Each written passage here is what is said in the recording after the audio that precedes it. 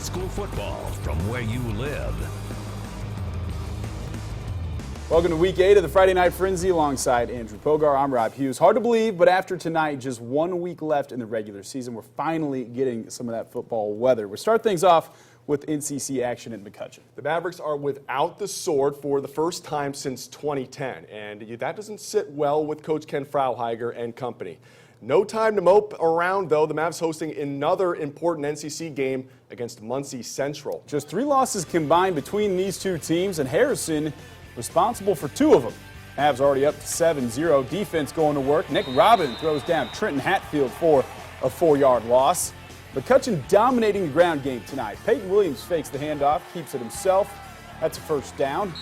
Very next play, Peyton Williams with a toss to Cole Williams, and it's a race to the pylon. And Cole's going to beat out the Bearcats. Mavs take a 14-0 lead.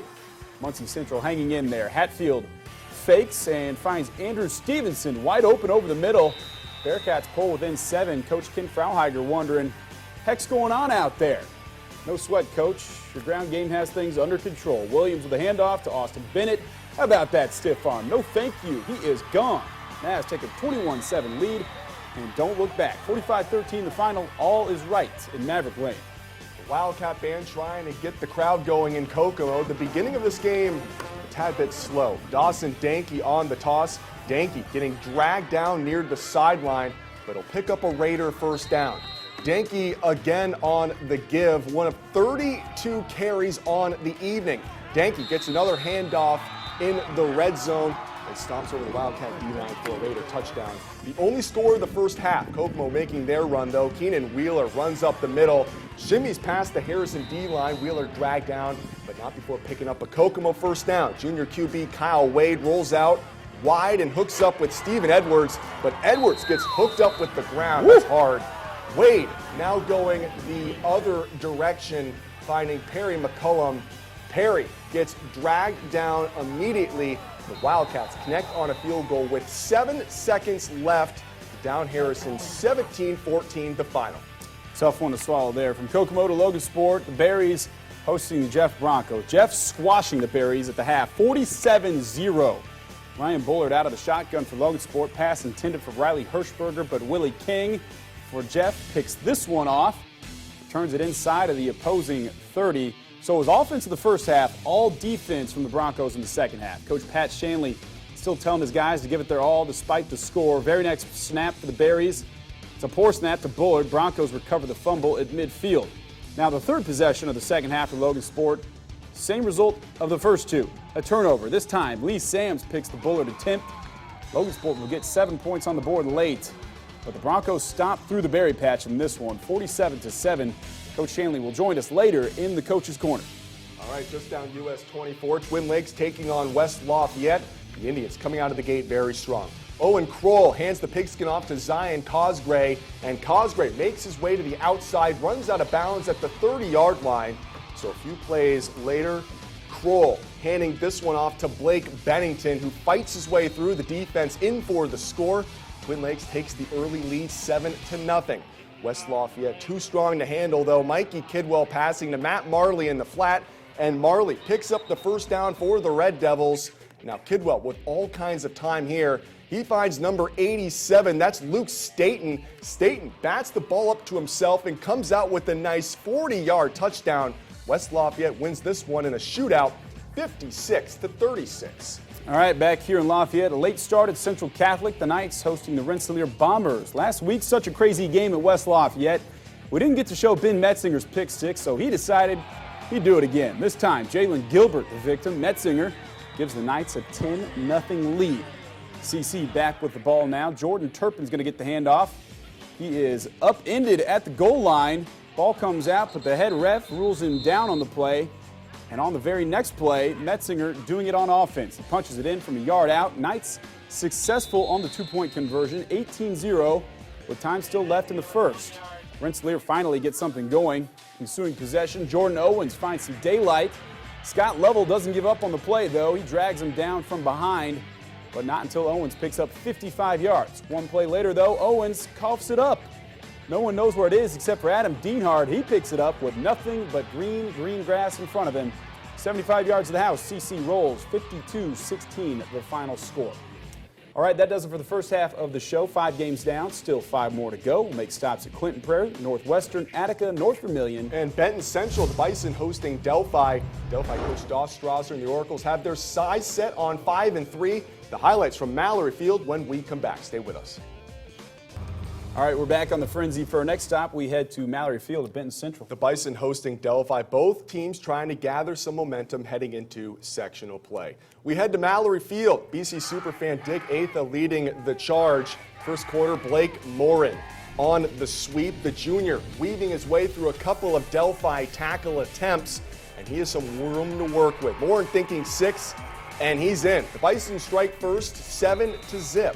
Now ensuing Oracle's possession, Weston Wendell keeps it and scores it. One of 3 rushing TDs on the evening for Wendell. We're knotted up at 7. Jump to the second quarter off the play fake. Wendell's ball is tipped at the line of scrimmage but lands right into the hands of Dylan Hart. Delphi scores 2 plays later, 14-7 the score. BC head coach Ed Robeson on to the next offensive drive, and it's a good one. Colton Tucker rolling out of the pocket, the junior letting it fly to Mason Gray for the touchdown. Shout out to our new girl, Erica, for the shot there. We're tied at 14. Delphi not deterred though. Same quarter. It's Hart, this time running the football. Hart carrying a few Bison into the end zone for the TD. Delphi hangs on to beat Benton Central 28-26, the final score. All right, it was a cat fight over in Tiger territory. Carroll laying down the law at Northwestern. It's the big man, Dylan Spesser, takes the handoff, goes up the far side. He'll pick up a first down in the Tiger red zone. QB Trey Filbrin now will keep it and go low. Sneaks in for a quick 6 for the Cougars, calling him sneaky 6. How about that? Filbrin will fall back and look to throw, but he'll keep it again and go up the far sideline. That's a huge gain. 40 yards on the third down conversion there. Carroll coming up big again. Filburn will try and find Brant McLean, and he'll make it happen. The defender almost gets his hand on it, but McLean makes the reception and takes it to the house. Cougars win big tonight. Big time win. 42-14. They stay unbeaten. A little windy down on the prairie tonight. Clinton Prairie hosting North White. First quarter, go for QB Colin Stroop on the keeper. Stroop gashing the Viking defense for the first down. Then CP running back Sam Schoonfeld is like, anything you can do, I can do better. Schoonfeld taking it up the sideline deep into Viking territory. A few plays later, Schoonfeld finishing what he started, getting the pitch for the touchdown. North White trying to answer on their first possession. QB Jake Quaisbar completes the screen pass to tight end Gatlin Phelps for the first down. Later, Quaisbar connects with Trey Maddox, and the Vikings are marching. Same drive, Quaisbar keeps it for the short TD run. Clinton Prairie wins in a shootout, 56-40 the final. Okay, over in Attica, Red Ramblers hosting the Clinton Central Bulldogs. First drive for the Bulldogs, it's a handoff to Joe Douglas. Takes it to the left hash and finds the edge, putting the Bulldogs right around midfield. A few plays later, Bulldogs call on Reed Kripe, but the Ramblers able to wrap him up to the goal line for the stop. Douglas gets his number called again for the quick pass. Going to shake a defender and takes it to the house for the TD. But the Ramblers not going away. Logan Harmison with a quick handoff to Drew Sheridan, who jukes and jives a couple Bulldog defenders, but he's taken down at the 50.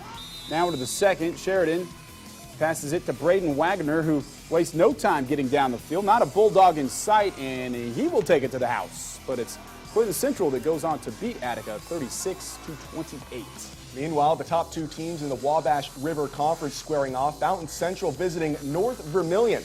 Check out Wade Bentley, the junior QB, running right, running left, juking, leaping. Bentley doing everything for the Mustangs. And so on that same drive, Bentley now using the arm. Bentley hooks up with Irving Munoz for 6. Fountain Central ends up on the wrong end of this one, though. North Vermilion wins it 20-14. That does it for week 8 of the Frenzy. Coming up, Lafayette Jeff head coach Pat Shanley will join us in the Coach's Corner. The Broncos all of a sudden have won 3 in a row. We'll break down tonight's blowout and take a look ahead to next week when we come back. Stay with us.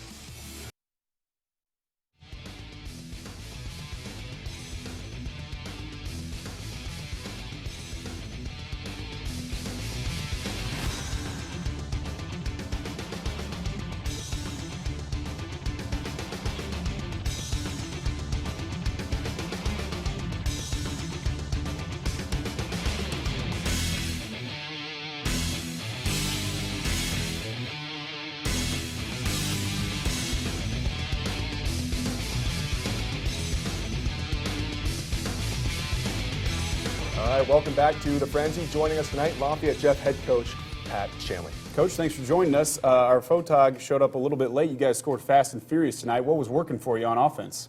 Well, running the ball, it all started up front. Yeah. We established the line of scrimmage and kind of took little dinks and dunks here and there and pretty efficient about everything we did tonight. It was pretty good, pretty fun. Put a 48-minute game together. Obviously, you're leading 47-0 at the half, but to finish the second half and to not really let off the gas pedal, what does that say about your team? Well, good thing is we got a lot of guys in tonight, so that was good. But we kind of pulled our starters at halftime and let some other guys go. But it was good. It was a lot of fun. Kids had a good time really into the game, and it's good to get those guys that are working really hard throughout the week as scout team guys in the game as well. So I mentioned that you guys scored really quickly, and then you had a drive there at the end of the half where you get all the way inside the 5-yard line, and you decide to take a knee with the lead that you have. What's the lesson that you're teaching your guys with that? Well, it's not fun being down by that amount. I know that, and it was just the right thing to do. Coach over there at Logan Sport, he's a Hall of Fame head coach, 214 wins, and he does a really good job. And just out of respect for him and what he's done for Indiana football and specifically in this region is probably the right thing to do. So. Sure. On another note, the last time I spoke to you was when you were hired. I just want to ask you, just how has this year gone for you personally? It's awesome. Lafayette Jeff's a great place to be. We've got great administration and great coaching staff, and most importantly, our kids are not afraid to work really, really hard. So it's been a really fun ride, and hopefully we can keep it rolling this year. Well, we were talking about a guy there in the break, Marquise Munoz, who's come on big for you guys this year. Is that a pleasant surprise? Did you know what you had when you had it? We've got a really good freshman group all together. We're excited about right now, but we're really excited as well about our future. But Marquise, he spent all off season in the weight room, and he was around all off season every day in that weight room working really, really hard. So no, it's not really a surprise. He's 175 pounds, and he's in there with our strength coach Wade Russell each and every day working really, really hard in the weight room. So everything he's gotten, he's earned. After those 3 straight NCC losses to McCutcheon, Harrison, and Kokomo, just what did you learn about your team following that? Because you guys have won 2 straight games since. Well, we stayed the course. Our kids trust the process, and at no point did we really hang our heads. Our kids weren't feeling sorry for themselves, and that's a testament to them. And that's really what I learned is our kids aren't their backs were against the wall, and they kept fighting, and that's exciting because some teams could lay down at that point in the season. You got beat by your 2 biggest county rivals, and our kids have kind of stayed the course. Well, it's been fun to watch. Obviously, this is your first year, but the last couple of years, it looks like those guys at Lafayette Jeff are starting to have fun again playing football there. Obviously, got a big one next week, Muncie Central, kind of right there with some of those top teams in the division. We're looking forward to watching that. So thanks for coming in on the Coach's Corner. We appreciate it. I appreciate the support. Thanks a lot. Thank you, Coach. Make sure to check out our website, WLFI.com, and click on the sports tab for all highlights from tonight's games. Have a great night. We'll see you next week.